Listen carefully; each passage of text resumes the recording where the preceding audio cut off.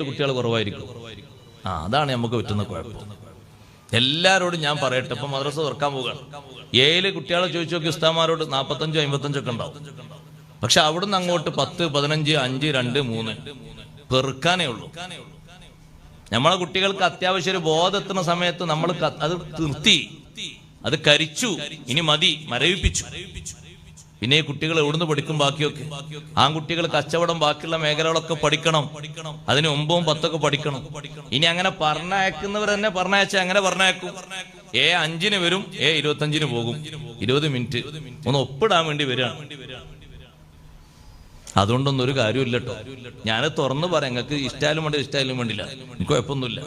എന്റെ പൊതുവെ നിലപാട് അങ്ങനെയാണ്. അതുകൊണ്ടൊന്നും ഒരു കാര്യമില്ല.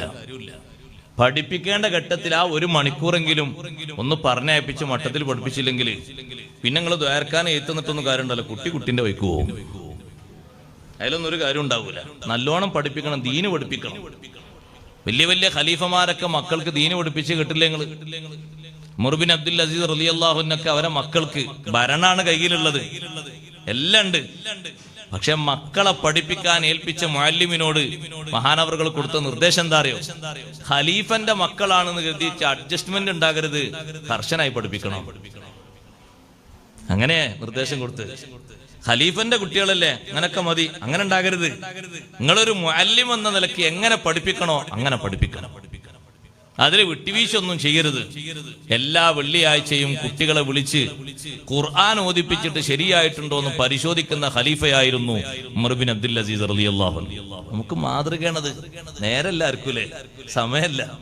കുട്ടികളെ നോക്കാനും പരിപാലിക്കാനും ഓദിക്കാനും ഓത്ത് ശരിയാകാൻ ഉസ്താമാരോട് ചോദിക്കാനും ഒന്നിനും നേരല്ല. അതങ്ങനെ സർട്ടിഫിക്കറ്റ് കിട്ടി അങ്ങനെ വലുതായിക്കോളാണ് പോയിക്കോളും. ദയവ് ചെയ്ത് ഞാൻ പറയട്ടെ, 7 മുതൽ അങ്ങോട്ടുള്ളതാണ് പ്രധാനപ്പെട്ട ക്ലാസ്സുകൾ. പല ആളുകൾക്കും 6 വരെ എന്താ സംഗതി തന്നെ തിരിയാത്തതാണ്. കുറെ അവര് പിന്നെ കുറെ ഞങ്ങൾ പഠിച്ചെടുക്കുന്നുണ്ട്. ഖുർആനൊക്കെ പഠിക്കും, തജ്വീദൊക്കെ പഠിക്കും, കുറെ അഖ്ലാഖ് സ്വഭാവമൊക്കെ പഠിക്കുമെങ്കിലും നല്ലൊരു ബോധത്തേറ്റ് തിരിയുന്ന ആ ഘട്ടം എത്തുമ്പോഴേക്ക് നമ്മൾ അവിടെ കട്ട് ചെയ്ത് കളയരുത്.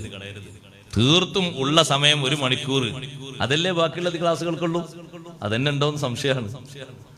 ഉസ്താദുമാർക്ക് വലിയ പ്രയാസാണ് ക്ലാസ് എടുക്കാൻ. പിന്നെ ഒരു സുഖമുണ്ട്. എന്താ സുഖം എന്ന് വെച്ചാൽ ഇപ്പൊ എന്തിനും അനങ്ങിയാല് രക്ഷിതാക്കൾ പരാതി ആയതുകൊണ്ട് ഇഷ്ടമുള്ള സമയത്ത് വന്നോട്ടെ, ഇഷ്ടമുള്ള സമയത്ത് പോയിക്കോട്ടെ. വന്നെങ്കിൽ ഒരു മാർക്കുണ്ട്, ഹാജർ അവിടെ ഇട്ടേക്കാം. വന്നിട്ടില്ലെങ്കിൽ അതിടണ്ട, അത്രേ ഉള്ളൂ. അതുകൊണ്ട് നമുക്ക് കാര്യമില്ല കേട്ടോ. വരിശെങ്കിൽ ഇങ്ങനെ 100 150 200 കൊടുത്തോളൊന്നും കാര്യമില്ല. മട്ടത്തിന് കുട്ടികളെ പഠിപ്പിക്കണം, ശരിക്ക് പറഞ്ഞയച്ച് പഠിപ്പിക്കണം. അല്ലെങ്കിൽ കുട്ടികളെ അവസ്ഥയിൽ പറന്നു പോകും.